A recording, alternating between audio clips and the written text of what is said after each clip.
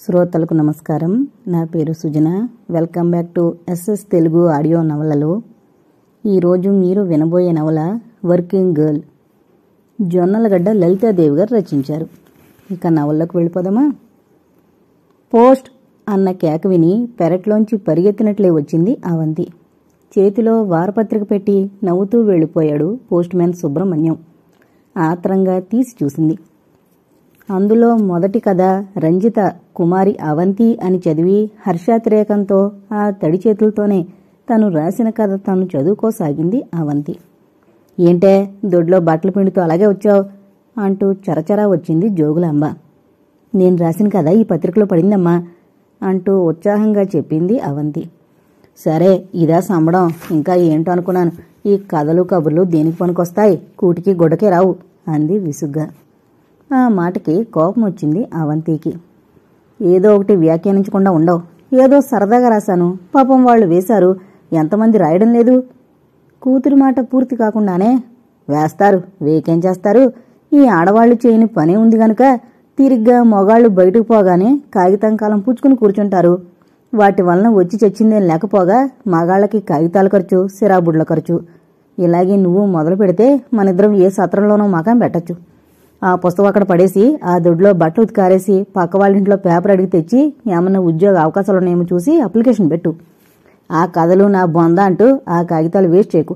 ఉద్యోగాలకి అప్లికేషన్లకు ఉపయోగించవలసినవన్నీ వెధవరాతలతో పాడు చేయకు అంటూ తాకీదిచ్చి విశ్వసా వెళ్ళిపోయింది గదిలోకి. క్షణం నోరు మూతపడకుండా జోరీగలాగానే మోగుతుండే తన మాతృమూర్తికి జోగులాంబ పేరు పెట్టి ధన్యుడైన తన తాతగారు లేటు నరసింహారావును తలుచుకుని మనసులోనే నమస్కరించింది అవంతి. ఆవిడ దృష్టిలో ఈ రచయితలకి రచయిత్రలకి ఏమీ విలువ లేదు. కథలు నవలలు వగేరాలంటే బొత్తిగా సదభిప్రాయం లేదు. ఏదో కాలక్షేపానికి తప్ప ఎందుకు పనికిరావున్న తన అభిప్రాయాన్ని 25 ఏళ్లుగా అచంచలంగా పట్టుకొస్తోంది. ఆవిడ ఏ వార మాసపత్రికలు చూడదు. అలాంటి సాహిత్య విరోధి కడుపున పుస్తకాల పురుగైన అవంతి పుట్టడమేగాక ఆవిడకు అసలు గిట్టని రచనలు సాగించడం కూడా తోడయ్యేసరికి హరివిరోధైన హిరణ్యకశిపుని కడుపున హరినామ సంకీర్తన చేసే ప్రహ్లాదుడు పుట్టినట్టు ఫీలవుతూ ఉంటుంది. ఇంకా తల్లి మాట శిరసావహించకపోతే ఇటేడు తరాలు అటేడు తరాలు గజగజా వణికే పరిస్థితి తల్లి తెచ్చిపెట్టగల సమర్థురాలని తెలుసు గనుక ఆ వారపత్రిక విరోధి కంటబడకుండా జాగ్రత్త చేసి పెరట్లోకి వెళ్ళిపోయింది. అక్కడ బట్టలు ఉతుకుతున్న మనసు కథ మీదే ఉంది. గబగబా జాడించి పడేయడానికి వీల్లేదు. బండకేసి బాదందే బట్టలు ఉతికినట్టు కాదు జోగులాంబ దృష్టిలో. అంచేత ధనధన శబ్దం కోసం ఆవిడ కర్ణపుటాలు తెరుచుకునే ఉంటాయన్న విషయం అనుభవైక వైద్యం కనుక బడబడా బాది జాడించి ఆరేసొచ్చింది. ఇదిగో పేపర్ తెచ్చావా? తల్లి గదమాయింపు విని పక్కనే ఉన్న ఇంజనీర్ గారింటికి బయలుదేరింది. ఇదిగో అవంతి, ఈ కథ నువ్వు రాసిందేనేమిటి అంటూ ప్రశ్నించింది వారపత్రిక చదువుతున్న ఆమె. అవునన్నట్టు తల ఊపి పేపర్ ఒకసారి ఇవ్వదినా అని అడిగింది. అక్కడుందిగా తీసుకుపో అంటూ మళ్లీ వారపత్రికలో మునిగిపోయింది ఆవిడ. పేపర్ తీసుకుని ఇంటికొచ్చింది. 2వ పేజీలో ఆమె దృష్టిని అమితంగా ఆకర్షించింది ఒక ప్రకటన. కావలను బీఎస్సీ పాస్ అయిన యువతి 20-22 ఏళ్ల వయసు గల ఆమె. నేను స్వంతంగా నడిపే నా క్లినిక్లో పనిచేయటకు కావలను. ఇంటర్వ్యూకు స్వంత ఖర్చు మీదే రావాల్సి ఉంటుంది. కింద అడ్రస్: డాక్టర్ సమీర్ కుమార్, ఎండి, గవర్నర్పేట, శ్రీ బిల్డింగ్స్, విజయవాడ 2. వెంటనే కాగితం కలం తీసుకుని తన అర్హతలు తెలియజేస్తూ ఉత్తరం రాసింది. ఏమే, ఏదన్నా దరఖాస్తు చేస్తున్నావా అంటూ ఆత్రంగా అడిగింది జోగులాంబ. అవునమ్మా, విజయవాడకి అంటూ ముక్తసరిగా జవాబిచ్చింది.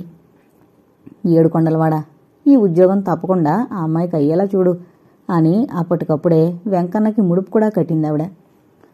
ఆ కవరు పోస్టు చేసి వచ్చాక దృష్టంతా అటు తిరిగిపోయింది ఆమెకి. ఈ డాక్టర్ గారి క్లినిక్లో ఏం పనిచేయాలో, అసలు ఎన్ని వేల మంది అప్లై చేస్తారో తనకే తెలీదు. అందులో పోస్టు గ్రాడ్యుయేట్స్ కూడా ఉండొచ్చు. అసలు ఒక ఉద్యోగం అంటూ పేపర్లో ఉందని తెలిస్తే చాలు అభ్యర్థులు వేలల్లో హాజరవుతున్నారు. 100 కోటి లింగాల్లో బోర్లింగం అని తన అప్లికేషను ఏ మూలకి అనుకుంది బాధగా. అవంతి కథలు రాస్తుందని ఆ వాడకట్టులో చాలామంది గ్రహించారు. ఏముంది, ఉద్యోగమా సద్యోగమా, ఏదో గెలికి పారేసుంటుంది అనుకున్నారు కొందరు బులబాటంగా రాసి తిరిగొచ్చినవారు. పర్వాలేదు, ఏదో ఈ విధంగా డబ్బు సంపాదిస్తుందిలే అని నవ్వుకున్నారు మరికొందరు. ఇవన్నీ విని విననట్లే ఊరుకుంది అవంతి. ఇప్పుడు హేళనలు నవ్వులు కాదు తను పట్టించుకోవాల్సింది. రచన వృత్తిగా జీవించదలుచుకోలేదు. ఉద్యోగం దొరికితే, ముఖ్యంగా ఈ సమీర్ కుమార్ దగ్గర ఉద్యోగం దొరికితే చాలు అనుకుంది అవంతి. తన ఇష్టదైవాన్ని మనసారా ప్రార్థించుకుంది. ఎలాగైనా లెటర్ రావాలి అనుకుంటూ అన్నం కూడా మాని ఎదురు చూడసాగింది. ఆమె ఆర్జీని భగవంతుడు చూశాడో లేదో గాని డాక్టర్ సమీర్ కుమార్ మట్టుకు పరిశీలించాడు. వెంటనే పలానా తేదీకి ఇంటర్వ్యూకి రమ్మని కార్డు పంపాడు. ఆ కార్డు చూసిన అవంతి ఏడుకొండలవాణ్ణి నడిచి వెళ్లి చూసినట్టే సంబరపడింది. గబగబా తన నైలాక్స్ చీరలన్నీ సర్ఫ్లో జాడించుకుని ఆరేసి పక్కవాళ్ళింట్లోంచి ఇస్త్రీ పెట్టి తెచ్చి చక్కగా ఐరన్ చేసి పెట్టుకుంది. ఆ కార్డు చూసిన జోగులాంబ కూడా కూతురంటే కాస్త నమ్మకం ఏర్పడింది ఆమె తెలివితేటల్ని తలచుకున్నాక.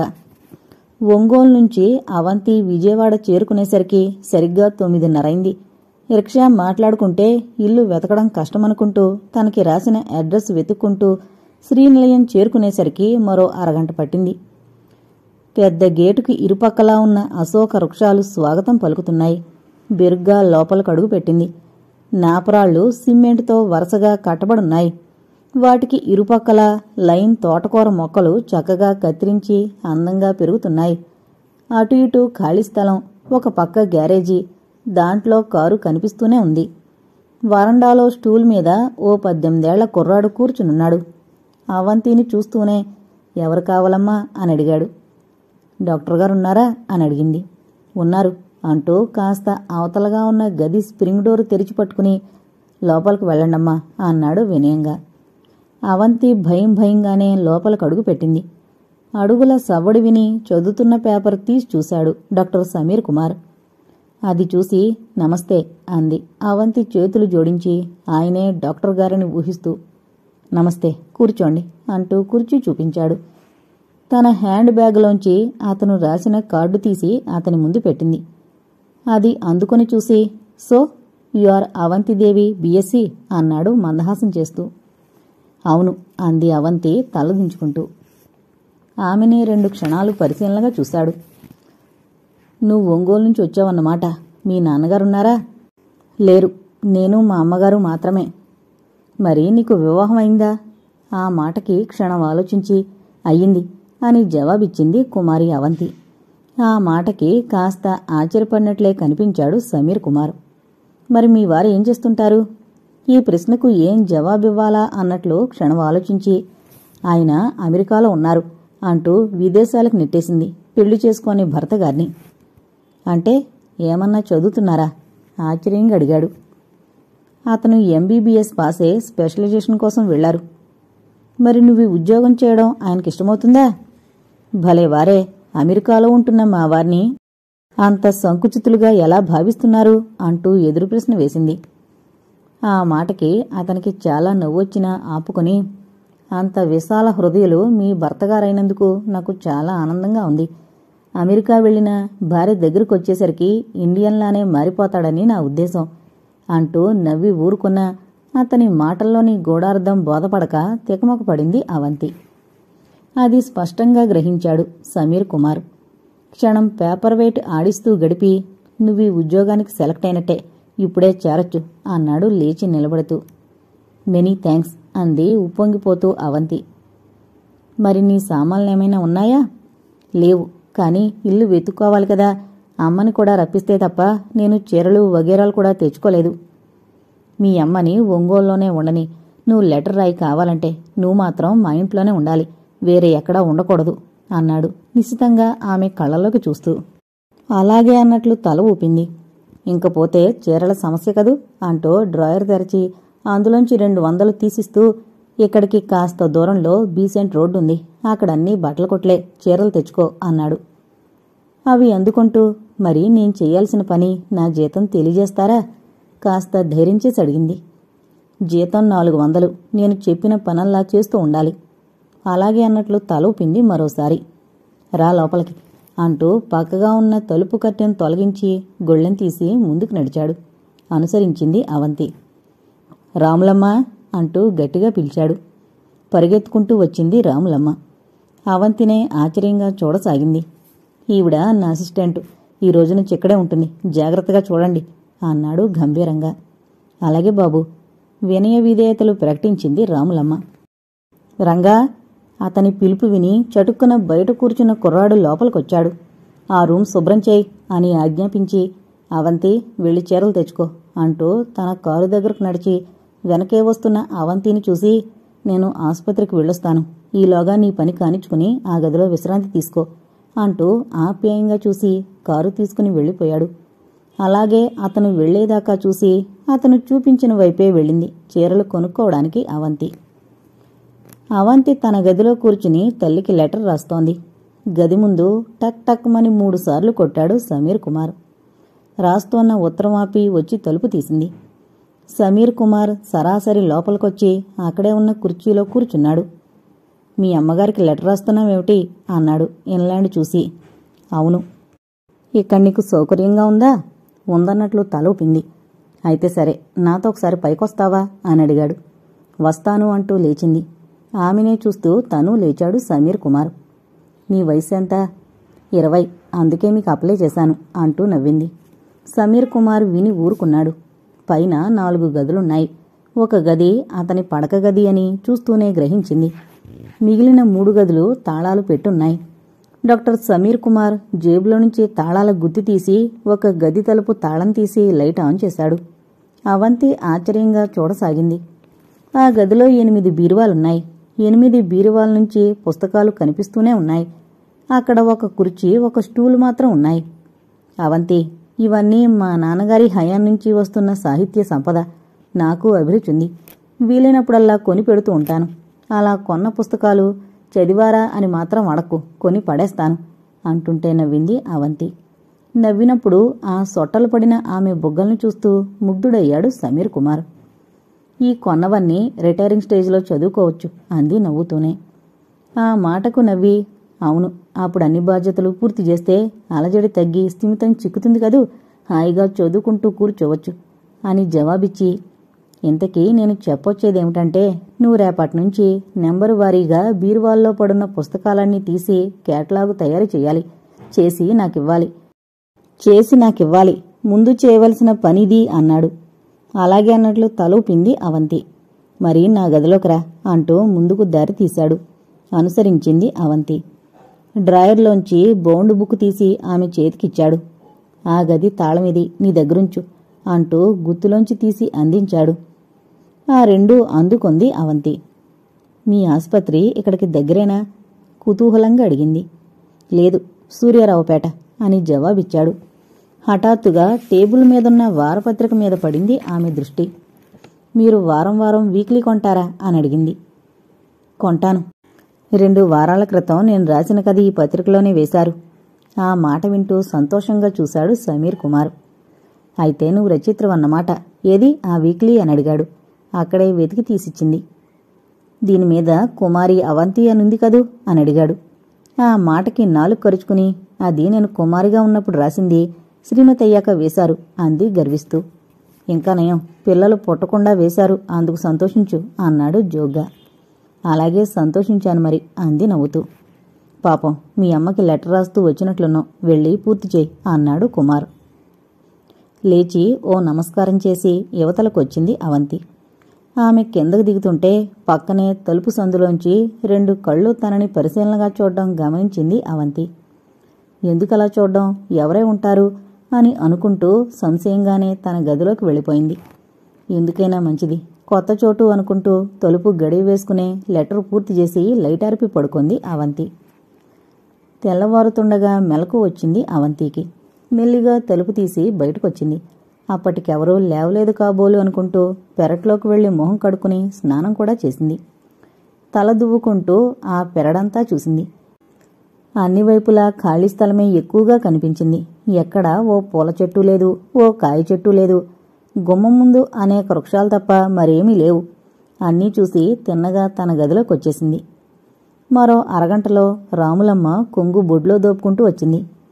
ఆమె అడుగుల సవ్వడి విని టైం చూసింది అవంతి. 7 బావు. రోజు నువ్వు ఈవేళకే వస్తావా అని అడిగింది అవంతి. ఓలమ్మోలమ్మో, టైము సోత్తండావా అసిస్టెంటమ్మా అంటూ వంటగదిలోకి వెళ్ళిపోయింది రాములమ్మ. అవంతి గడియారానికి కీ ఇచ్చి ఊరికే కూర్చోవడం విసుగ్గా తోచి తాళం చెవి బైండింగ్ పుస్తకం తీసుకుని పైకొస్తుంటే నిద్రలేచిన సమీర్ కిందకి దిగుతూ మెట్ల మీద ఎదురుపడ్డాడు. గుడ్ మార్నింగ్ అంది అవంతి చిరునవ్వు నవ్వుతూ. Very good morning. నేను నిద్రలేచేసరికి రోజూ ఇలా నవోన్మషమైన రోజా ప్రసూనంలా కనిపించరాదు అన్నాడు నవ్వుతూ. ఇలా మెట్ల మీద అంటూ నవ్వి తప్పుకొని పైకి వెళ్ళిపోయింది. సమీర్ కుమార్ కిందకి దిగొచ్చాడు. డాక్టర్ గారు ఎవరా అమ్మాయిని పనికి కుదుర్చుకున్నారటగా అంటూ పేస్ట్ అందించింది రాములమ్మ కూతురు భవాని. సమీర్ మాట్లాడలేదు, పెరట్లోకి వెళ్ళిపోయాడు. ఈ డాక్టర్ గారికి ఫ్యామిలీ లేదా? భార్య బిడ్డల్లేరా? ఏదన్నా ఊరు వెళ్లారా? అసలు పెళ్లి చేసుకోలేదా అనుకుంటూ బీరువా తలుపు తెరచి పుస్తకం ఒక్కొక్కటే అందుకుంటూ దుమ్ము దులిపి ఒకదానిపై ఒకటి పేర్చింది. ఒక వరుసలో పుస్తకాలు తీయడం అయ్యాక అవన్నీ నోట్బుక్లో రాసుకోసాగింది అవంతి. మరో అరగంటకి పైకొచ్చిన సమీర్ కుమార్ శ్రద్ధగా పనిలో నిమగ్నురాలైన అవంతిని చూసి ముచ్చటపడి అప్పుడే డ్యూటీలో జాయిన్ అయ్యావన్నమాట అన్నాడు నవ్వుతూ. మరే 8ంటికి వర్జ్యం ఉందట అంటూ ఓ కొంటిచూపు విసిరింది అవంతి. పోనీలే, వారం వర్జ్యం చూసి భేషైన ముహూర్తంలో బిగించేశావు గదా అంటూ నవ్వి రా కాఫీ తాగుదువుగాని అంటూ ముందుకు దారి తీశాడు. పెన్ను క్యాప్ పెట్టి జాకెట్కి తగిలించుకుని అతన్ని అనుసరించింది అవంతి. డైనింగ్ టేబుల్ దగ్గరకొచ్చాక తనే ఆమె కుర్చీ కాస్త లాగి కూర్చోమని చూపించాడు సమీర్ కుమార్. అది భవాని చూసి మూతి ముడిచింది. అది గమనించిన అవంతి ఆశ్చర్యంగా చూసింది ఆమెకేసి. అవంతి, కారప్పొడిలో నెయ్యి వేసుకోలేదేం అంటూ చూసి భవానీ నెయ్యి తీసుకొచ్చి అవంతి ప్లేట్లో వేయి అన్నాడు. వెంటనే వంటగదిలోకి వెళ్లి కరిగిన నెయ్యిని తెచ్చి వంపేయబోయింది. గరిటితో వేయండి అంది అవంతి చెయ్యి అడ్డం పెడుతూ. పర్వాలేదులే వేసుకో అంటూ వంపేసరికి అవంతి చెయ్యి నిండా పడింది. అది డాక్టర్ చూసి ఏంటా వేయడం అని అడిగాడు విసుగ్గా. ఆ మాత్రం తినలేదేమిటి అంది భవాని. నిజంగానే నేను తినలేను అని జవాబిచ్చింది అవంతి. అది ఆ ప్లేట్లో వేసే అవంతి అని సలహా ఇచ్చాడు సమీర్ కుమార్. అలాగే పక్కన ఖాళీ ప్లేట్లో వేసి తను గబగబా పెట్టిన 2 ఇడ్లీలు తింది అవంతి. మరొకటి వేసుకో మూత తీస్తూ అన్నాడు. తినమ్మా, చేసినవన్నీ నీకోసమేగా అంటూ అక్కసుగా వేసినట్లు గబాలన మరో 2 వేసింది భవాని. ఆమెనే క్షణం చూసిన అవంతి ఈమెకెందుకో తనంటే గిట్టదలా ఉంది అనుకుంది మనసులో. ఆ 2 ఎలాగో తిని కాఫీ తాగి తిన్నగా పైకి వెళ్ళిపోయి తన పని చూసుకోసాగింది. డాక్టర్ సమీర్ తన గదిలోకి వెళ్లి డ్రెస్ చేసుకుంటూ ఉంటే వచ్చింది భవాని. ఓ 25 రూపాయలంటే ఇవ్వండి అంది నిక్కచ్చిగా. డ్రాయర్ తెరచి 10 రూపాయల నోటు గిరాటు పెట్టాడు టేబుల్ మీద. నేనడిగింది 25, నా దగ్గరుంది 10 అంటూ దువ్వెనందుకున్నాడు. ఏదో గొణుక్కుంటూ ఆ 10 తీసుకుని వెళ్ళిపోయింది భవాని. తను టాయిలెట్ అయ్యి గదికి తాళం వేసి వెళ్ళిపోతూ అవంతి దగ్గరకొచ్చాడు. అవంతి, నేను ఆసుపత్రికి వెళుతున్నాను. ఆ మాట విని చటుక్కున యువతలకొచ్చి మళ్ళీ ఎన్నింటికొస్తారు అని అడిగింది. ఆమెనే ఒక క్షణం పరిశీలనగా చూసి 12 గంటలకొస్తాను అని జవాబిచ్చాడు. అతను వెళుతుంటే మెట్ల దాకా వచ్చింది. కిందకి దిగిన సమీర్ కుమార్కు మెట్ల దగ్గరగా వచ్చిన అవంతి కనిపించేసరికి అప్రయత్నంగానే అతని గుండె జల్లుమంది. అతను కారులో వెళ్ళిపోతుంటే బాల్కనీలో నిలబడి చూడసాగింది. అతనే డ్రైవ్ చేసుకుంటూ సొందుమలుపు తిప్పబోతూ ఒకసారి తన ఇంటి బాల్కనీకేసి చూశాడు. స్తంభాన్ని ఆనుకొని తన వైపే చూస్తున్న అవంతి కనిపించింది. అతని కారు మలుపు తిరిగిపోయాక మళ్లీ లోపలికొచ్చి తన పనిలో నిమగ్నమైంది అవంతి. అతను 12 గంటలకి ఆసుపత్రి నుంచి బయటపడి కారులో 10 నిమిషాలయ్యేసరికి ఇల్లు చేరుకున్నాడు. అవంతి తన గదిలో పనిచేసుకుంటూ ఉంటే, అవంతి ఇంకాపిరా, పనిలో ఉంటే నీకు ఆకలి కూడా వేయదల్లే ఉంది. అతని మాటలు విని నవ్వి యువతలకొచ్చింది. వస్తూ గది తలుపులు తాళం వేసి రావడం గమనించి చాలా జాగ్రత్త మనిషి అనుకున్నాడు డాక్టర్ సమీర్ కుమార్ సంతోషంగా. డాక్టర్ సమీర్ కుమార్ వెనకే వచ్చి అతని ఎదురుగుండా కూర్చుని భోంచేస్తున్న అవంతిని చూసేసరికి కళ్ళు ఎర్రబడ్డాయి భవానికి. అయినా పైకి కనిపించనేలేదు. సన్నగా పొడవైన వేళ్లతో సుతారంగా కలుపుకుని తింటున్న అవంతిని ఓ కంట గమనిస్తూనే భోంచేయసాగాడు సమీర్ కుమార్. డాక్టర్ సమీర్ కుమార్ చెప్పిన క్యాట్లాగు తయారు చేసేసరికి 2 రోజులు పట్టింది అవంతికి. ఆ రోజు రాత్రి అతను భోజనం చేసి గదిలోకి వెళ్లగానే అవి తీసుకుని అతని గదిలోకి వెళ్ళింది. పూర్తయిందా అని అడిగాడు అందుకుంటూ. అయింది అని జవాబిచ్చింది. బౌండ్ బుక్ టేబుల్ మీదుంచి ఏంటి విశేషాలు అని అడిగాడు సమీర్ నవ్వుతూ. ఏమీ లేవు అని అన్న ఆమెనే ఆపాదమస్తకం పరిశీలనగా చూశాడు. బిస్కట్ రంగు చీరలో బోన మోహనంగా ఉంది ఆమె. మీ అమ్మగారు రిప్లై రాశారా? లేదు. నీకు ఖాళీ టైం ఉంటే నీ రచన వ్యాసంగాన్ని కొనసాగించుకోవచ్చు. ఇవిగో కాగితాలు అంటూ టేబుల్ మీద పెట్టాడు తెల్ల కాగితాల్ని. అతని మాటలు వినేసరికి ఆమెలో ఉత్సాహ ఆనందాలు వెళ్లి విరిశాయి. మెనీ థ్యాంక్స్ అంది చిరునవ్వు నవ్వుతూ. దేనికి? మీరు నాకిస్తున్న ప్రోత్సాహానికి అని ఆగి, రేపట్నుంచి మీ ఆసుపత్రికి రానా అని అడిగింది. ఎందుకు అన్నాడు ఆశ్చర్యంగా. మరి మీ క్లినిక్లో చేరడానికి కావాలన్నారు కదా. అవుననుకో, నువ్వు నాకంటే చిన్నదానిలా కనిపిస్తున్నావు. అక్కడ పనికి పెట్టుకోనా మాన్నా అని ఆలోచిస్తున్నాను. అదేం, మీరు అడ్వర్టైజ్ చేసినట్టే నేను 20 ఏళ్ల దాన్ని, ఇంకా సంశయం దేనికి అని అడిగింది అవంతి. ఆ మాటకి నవ్వి, అవుననుకో, అయినా రేపు ఆలోచించి చెబుతాలే అన్నాడు సమీర్ కుమార్. అంటే నా పని మీకు నచ్చడం లేదా అని అడిగింది కాస్త చిన్నబుచ్చుకుంటూ. నచ్చకపోవడమేమిటి, అలాంటి అర్థంలేని మాటలు మాట్లాడుకు అన్నాడు మందలింపుగా. మరేం మాట్లాడకుండా కిందకి దిగొచ్చేసింది అవంతి. తెల్లవారింది. ఏడైనా సమీర్ కుమార్ లేవకపోవడంతో ఏం చేయడానికి తోచక బీరువాలో ఉన్న పుస్తకాలేమైనా తెచ్చుకుందామనుకుంటూ పైకొస్తుంటే సరిగ్గా అప్పుడే నిద్రలేచిన సమీర్ కుమార్ ఎదురుపడ్డాడు. గుడ్ మార్నింగ్ అవంతి, నా మాట ప్రకారం మెట్ల మీదే దర్శనమిచ్చావు అన్నాడు నవ్వుతూ. ఏమైనా పుస్తకాలు తెచ్చుకుందామనొచ్చాను అంది నవ్వుతూ. తీసుకో, నీకేం కావలసొచ్చినా నిర్భయంగా తీసుకోవచ్చు అంటూ కిందకి దిగి వెళ్ళిపోయాడు సమీర్ కుమార్. అవంతి పైకి వెళ్లి 4 పుస్తకాలు ఎన్నుకొని కిందకి దిగొచ్చింది. అవంతి, రెడీగా ఉండు, ఆసుపత్రికి తీసుకువెళతాను అన్నాడు సమీర్ కుమార్ డైనింగ్ టేబుల్ దగ్గర. నాకు తెలియగడుగుతాను, ఈవిడి గారి పని ఆసుపత్రిలోనా ఇంటి దగ్గర అని అడిగింది భవానీ మూతి తిప్పుతూ. 2 చోట్లాను అని జవాబిచ్చాడు సమీర్. ఇంతలో గుమ్మం ముందు రిక్షా ఆగిన శబ్దమైంది. ఎవరా అన్నట్లు తొంగి చూసింది భవానీ. టకటకలాడించుకుంటూ 6 ఏళ్ల అబ్బాయి, మరో 35 ఏళ్ల ఆమె లోపలికొచ్చారు. అవంతి సంభ్రమంగా చూసింది. డాడీ అంటూ ముందుకు చకచకా వచ్చాడా అబ్బాయి కర్ర ఊతగా. డాడీ అన్న పిలుపుకు ఉలిక్కిపడి ఆశ్చర్యంగా అతన్నే చూడసాగింది అవంతి. తన పక్కనే కుర్చీలో కూర్చోబెట్టాడు సమీర్ కుమార్. అక్కడికి వెళ్ళిన దగ్గర నుంచి ఆ ప్రాంతమంతా ఫ్లూ జ్వరాలు, అందుకని బాబుని ఇంకా అక్కడ ఉంచడం ఇష్టం లేక తీసుకొచ్చేశాను. ఈ అమ్మాయి ఎవరు అంది ఆశ్చర్యంగా బాబుతో వచ్చిన ఆమె. ఈమె నా అసిస్టెంట్గా అపాయింట్ అయింది. పేరు అవంతిదేవి అని. చూడవంతి, వీడు మా అబ్బాయి వసంత్, ఆమె వీడి ఆయా కనకం అంటూ పరిచయం చేశాడు. బాబు ఆయా నమస్కారం చేస్తే తను ప్రతి నమస్కారం చేసినా బుర్ర మాత్రం గిరగిరా తిరుగుతోంది అవంతికి. ఈ డాక్టర్ వివాహితుడు, ఓ కొడుకు కూడా ఉన్నవాడు. అయితే ఆయా రక్షణలో పెరుగుతున్నాడంటే తల్లి లేదేమో అనుకుంది తనే ఊహాగానం చేస్తూ. గబగబా టిఫిన్ పూర్తి చేసి తను ఆసుపత్రికి రమ్మన్నాడు గనక చీర మార్చుకోవడానికి తన గదిలోకి వెళ్ళిపోయింది అవంతి. డాక్టర్ సమీర్ బాబు వసంత్ని గదిలో దింపొస్తూ ఆయా కనకం భవానీ మాటలు వింటూ ఆగిపోయాడు.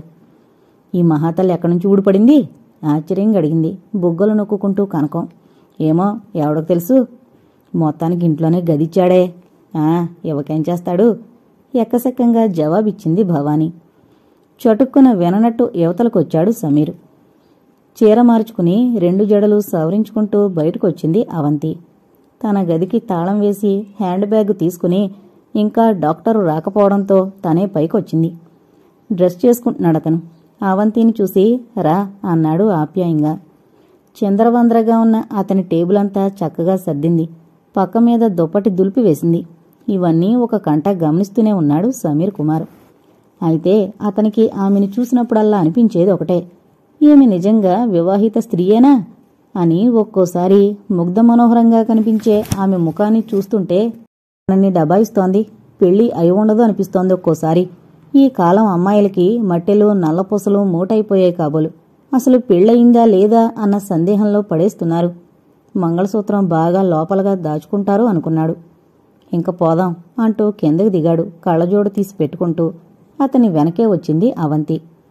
కారులో ఇద్దరూ కలిసి వెళుతుంటే చూసి మెటుకలు విరుచుకుంది భవానీ. కారు తిన్నగా ఆసుపత్రి ముందు ఆగింది. తానే డోరు తెరుచుకుని చెంగున లేడిపిల్లలా కిందకు దూకింది అవంతి. అది చూసి ఇంకా చిన్నతనం వదలని ఈమెకి పెళ్లి కూడా అయిందంటే ఎవరు నమ్ముతారు అని అనుకున్నాడు సమీర్ కుమార్.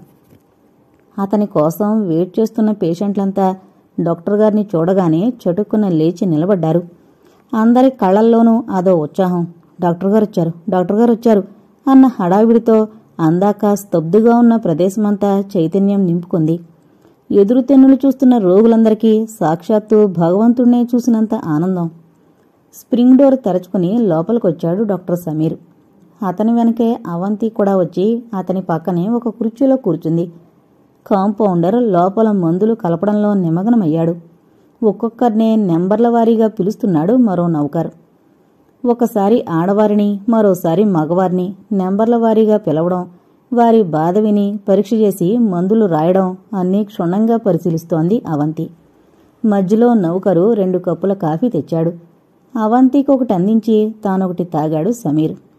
లోపల ఇన్పేషెంట్లని చూడ్డానికి వెళ్ళినప్పుడు తను కూడా అతని వెనకే వెళ్ళింది అవంతి. ప్రతిదీ కుతూహలంగా ఆమె వినే చూసే పద్ధతి డాక్టర్ సమీర్ని బాగా ఆకర్షించింది. మీరు కూడా డాక్టరేనమ్మా అంటూ ప్రశ్నించిందో పండు ముత్తైదువు అమాయకంగా. కాదు అన్నట్లు తల ఊపింది అవంతి. అయితే డాక్టర్ బాబు గారి భార్య ఉండాలి అంటూ వెనక నుంచి ఓ పల్లెటూరి ఆమె అండంతో విని తనలో తనే నవ్వుకున్నాడు సమీర్. అది అవంతి కూడా విన్నట్లుంది. సిగ్గుతో మొగలా ముడుచుకుపోయింది. అది గమనించిన సమీర్, ఏదో పాపం పెద్దావిడ చటుకునంది, మరేమనుకోకు అన్నాడు సర్దేస్తూ. అవంతి నవ్విందే గాని బదులు చెప్పలేదు. ఆ తర్వాత అతనితో పాటే కారులో ఇంటికొచ్చేసింది. ఈ పూటంతా నీ గదిలో విశ్రాంతి తీసుకో అన్నాడు భోజనం చేస్తూ. పనేమన్నా ఉంటే చెప్పండి, నేను పడిన శ్రమేముంది అని అడిగింది నవ్వుతూ. ఈ పూట ఆలోచించి రేపు జాయిన్ చేసుకుంటాను కొత్త పోస్ట్లో. అతని మాటకు అలాగే అన్నట్లు తల ఊపి భోజనం చేసి తన గదిలోకి వెళ్ళిపోయింది అవంతి. అందరికంటే ఎప్పుడూ ముందే తినే అలవాటు అవంతికి. అది ఇక్కడ కూడా సాగిస్తూనే ఉంది. ఏ పని చెప్పినా చురుగ్గా చేస్తూ చలాకీగా ఉండే అవంతి అంటే అతనికి తెలియకుండానే అభిమానం పెరుగుతోంది. సాయంత్రం 4 వరకు ఇంటి దగ్గరే ఉంటాడు సమీర్.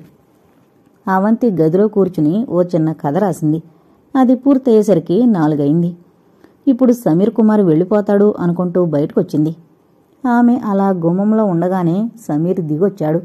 అతన్ని చూసి మందహాసం చేసింది అవంతి. నా కోసం నిలబడ్డావా అవంతి అని అడిగాడు సమీర్ నవ్వుతూ.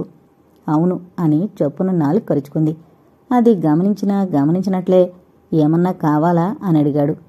ఏం లేదు, రంగన్నని కాస్త పోస్టాఫీసుకు పంపించి పెడతారేమోనని. అలాగే, ఏం కావాలో తెప్పించుకో అంటూ జేబులోంచి 2 రూపాయల కాగితం తీసి అందించాడు. నా దగ్గర డబ్బుంది అంది అవంతి. పర్వాలేదు, స్టాంపులు కావాలేమో తెప్పించుకో అంటూ సున్నితమైన ఆమె చెయ్యందుకుని అందులో పెట్టి పిడికిలు మూశాడు. అతని స్పర్శ ఆమెలో పులకరింతలు రేపగా ఎర్రబడిన బుగ్గలను దాచుకుంటూ చటుకున తల వంచుకుంది. వెళ్ళిరానావంతి ఆమె కరస్పర్శతో తనలో కలిగిన సంచలనాన్ని కప్పిపుచ్చుకుంటూ అడిగాడు. వెళ్లమన్నట్లు తలూపింది. సమీర్ కుమార్ వెళ్ళిపోయాడు. రంగా, ఈ కవరుకు ఎన్ని స్టాంపులు కావాలో అంటించి పోస్ట్ చేసిరా అంటూ అందించింది. అతను 2 రూపాయల నోటు కవరు అందుకుని వెళ్ళిపోయాడు. అవంతి లోపలికొస్తుంటే కర్ర తాటిస్తూ వసంత్ వచ్చాడు ఆమె దగ్గరికి. రా వసంత్ అంది ఆప్యాయంగా. ఆమెతో పాటు తను గదిలోకొచ్చాడు బాబు. అతని కాలు పూర్తిగా వంకర తిరిగిపోయింది. కూర్చో అంటూ కుర్చీ చూపించింది. నీ పేరు అవంతి కదూ? అవును. మరి మీ మమ్మీ డాడీ ఎక్కడుంటారు? నాకు డాడీ లేరు, మమ్మీ ఒక్కతే. నాకు మమ్మీ లేదు, డాడీ ఒక్కరే అన్నాడు వసంత్. తనలానే తల్లిదండ్రుల్లో ఒకరిని పోగొట్టుకున్న అవంతి మీద చాలా సానుభూతి కలిగింది వసంత్కి.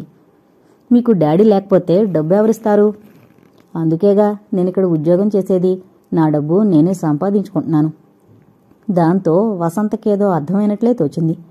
నువ్వు బడికి వెళతావా? వెళ్ళను అన్నట్టు తల అడ్డంగా తిప్పాడు వసంత్. నాకు కాలు కుంటి. బడిలో పిల్లలంతా కుంటబ్బాయి అంటూ ఎక్కిరిస్తారు. అందుకే మానేశాను. ఇంకా ఏదో అనేలోగా ఆయా విసురుగా వచ్చి, నువ్విక్కడ హస్కు కొడుతున్నావా? నీకోసం వెతుకుతుంటే అనేసరికి బాబు చిన్నబుచ్చుకుంటూ ఆయా వెనకే వెళ్ళిపోయాడు. ఆ భావానికి ఈ కనకానికి కూడా నేనంటే ఇష్టం లేదులా ఉంది అనుకుంటూ ఓ దీర్ఘ నిశ్వాసం విడిచింది అవంతి. వెంటనే డాక్టర్ సమీర్ తన చేతిని పట్టుకుని 2 రూపాయల నోటు ఉంచడం గుర్తుకొచ్చి అప్పుడు జరుగుతున్నట్టుగా ఫీల్ అయింది అవంతి. ఆసుపత్రికి వెళ్లిన సమీర్ కుమార్ కూడా అరగంట వరకు ఏ పని చేయలేకపోయాడు. ఈ అవంతి తన నిగ్రహానికి పరీక్ష పెడుతున్నట్లు తోచిందా క్షణంలో. పెళ్లైన పొడుచుతో తనకేమిటి అని ఎంత సర్దుకున్నా మనసు ఊరుకోవడం లేదు.